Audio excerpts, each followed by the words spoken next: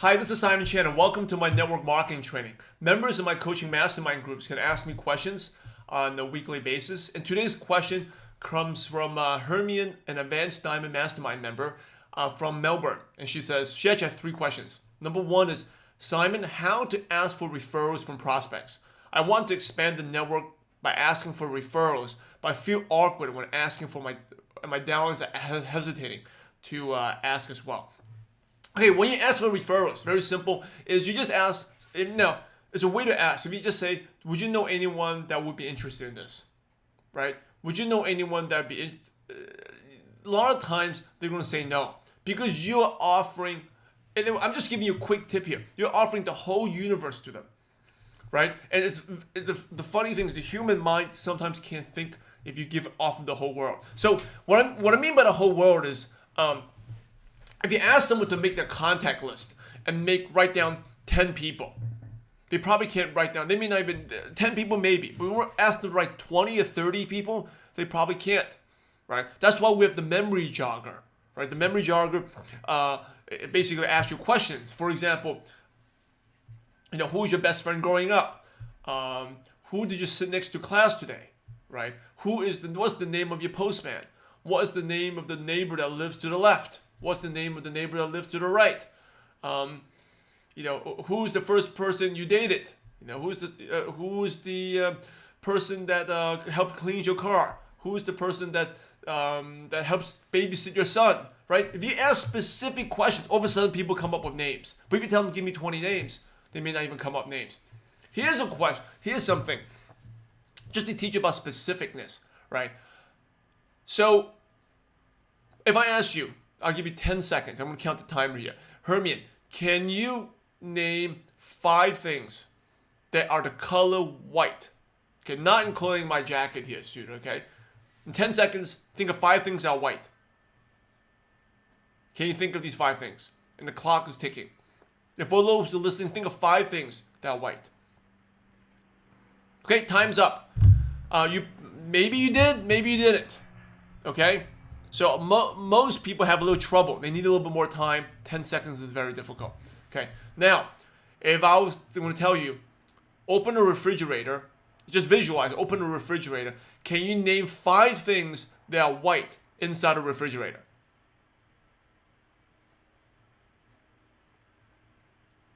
Right? Probably much, much easier. Most people, and by the way, the time is up. But so most people, when you give them the whole world, they can't. There's tons of things that are white, but they can't think of any.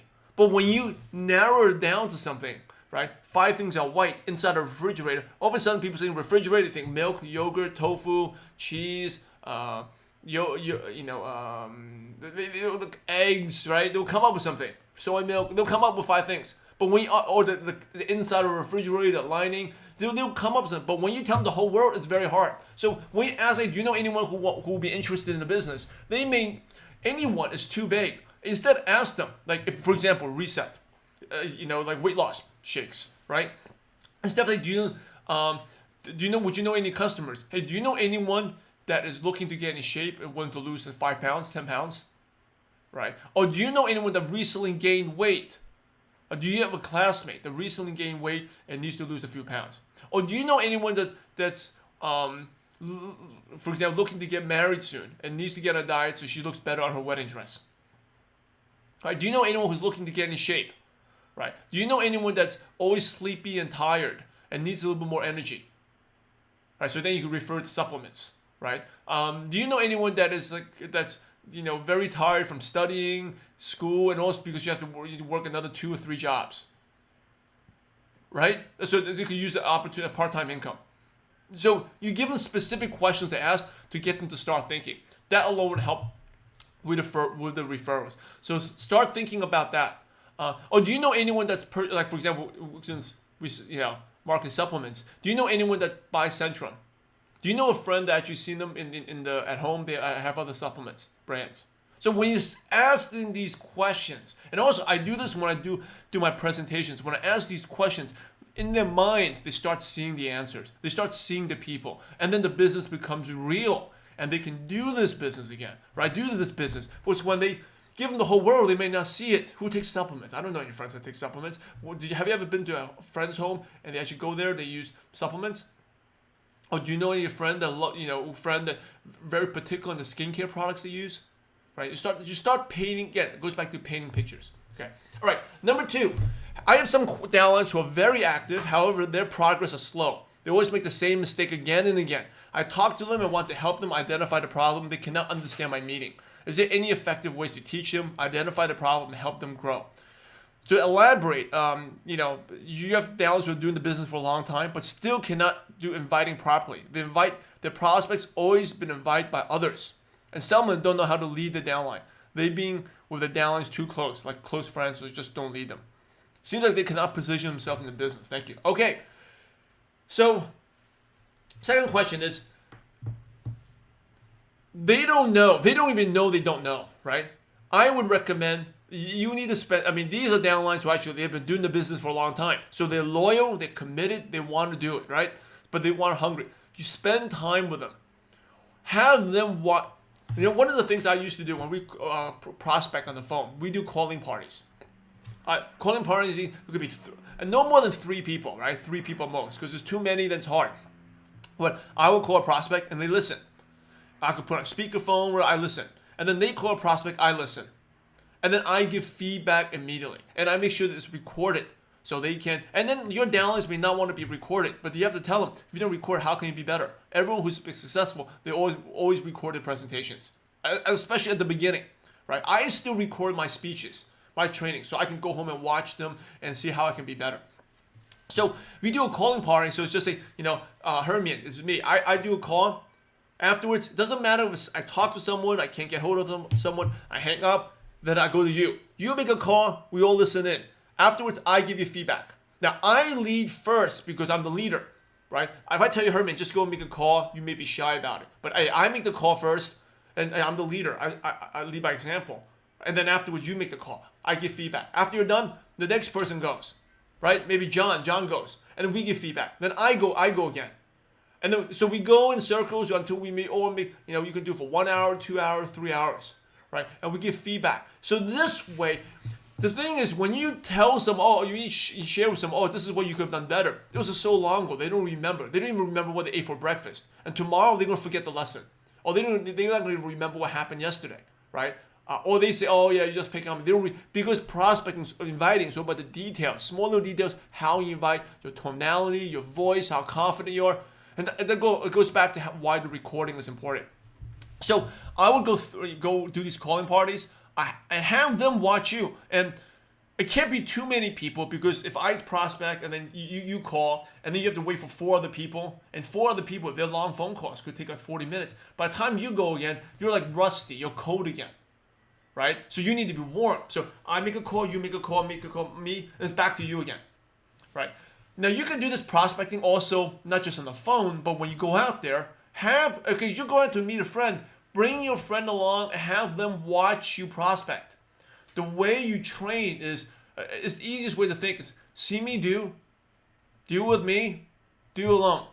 Okay, like monkey see, monkey do, like see me do, like Herman, you watch me do it, right? Then we do it together, and then you do alone. I watch it, give feedback.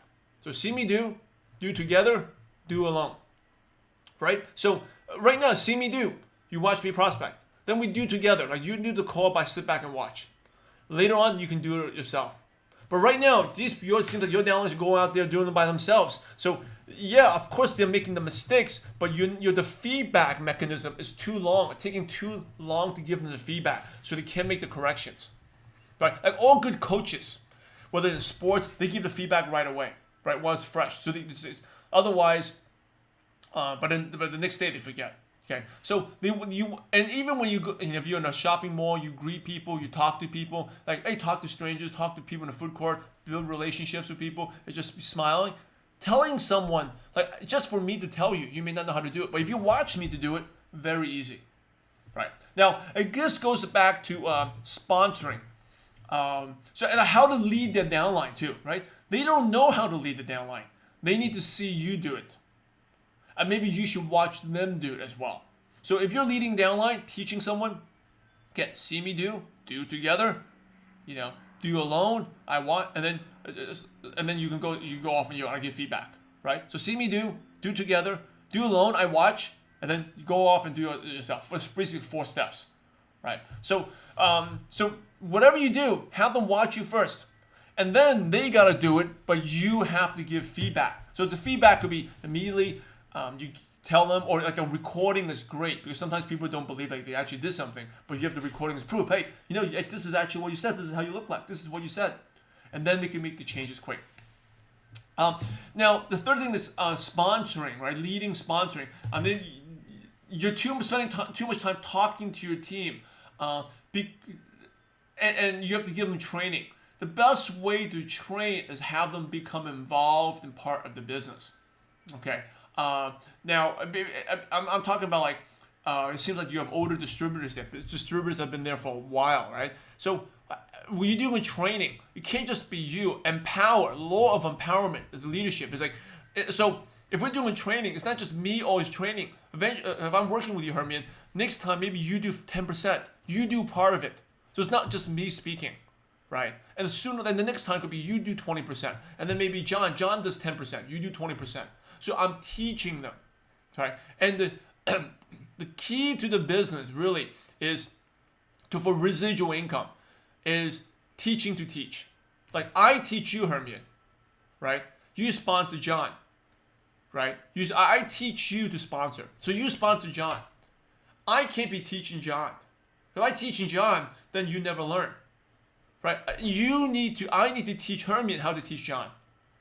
So how do you explain certain stuff? And I let you, in the beginning it may be tough, first person, but I want to get you empowered. So maybe you can't do the whole training, but you teach maybe 10%. Just a little bit, 5 minutes of it. But I'm teaching you how to teach and give feedback. So remember, this is teaching to teach, right? I'm teaching you, Herman, teaching you how to teach. If I'm just for example, here's the situation. If I'm just training your downlines and I don't train you, then you never learn. I'm training you how to train your team. So the easiest way to do that is empowering them, give them small responsibilities, small roles.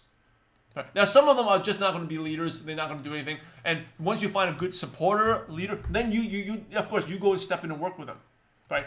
You go step in and work with them. But you got to give your downlines a chance, have them do a lot of things. Now, your downlines also, like it's maybe followers, they may not be the leader type, so that's okay. So don't give them the big tough stuff to do. Maybe sponsoring, prospecting, training. Your downlines teach a little bit, but you teach most of it. But the other stuff, like the admin work, like how to change your ordership, how to balance legs, how does the compensation plan work, the little admin stuff, these are the things that anyone can teach. So maybe the leadership, the sponsoring, the tougher parts, you teach it, but you have to have your team slowly transition in.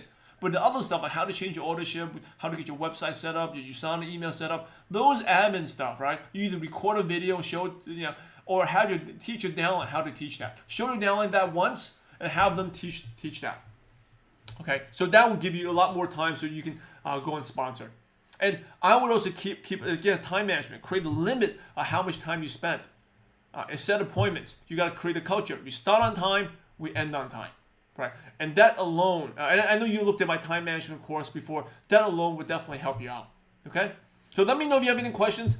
We can talk a little bit more about this, Hermione, but really, it's about empowering, and the best way to learn is by people doing it, involved, right? It's like, if you want to play sports, the best way to teach you is actually let you play, and I'll give you feedback. But if I keep playing, you just watching, that doesn't help. Or I just tell you to read a manual, watch TV and learn, you're not going to learn. Or you may watch me play, and then I'm going to have you play. But I give you feedback. You got to get the involvement there. All right, everyone. Thank you for watching my training. This was a deeper one about leadership and empowering your downlines. This is Simon Chan. Thank you for watching, and I'll see you guys next time. Take care.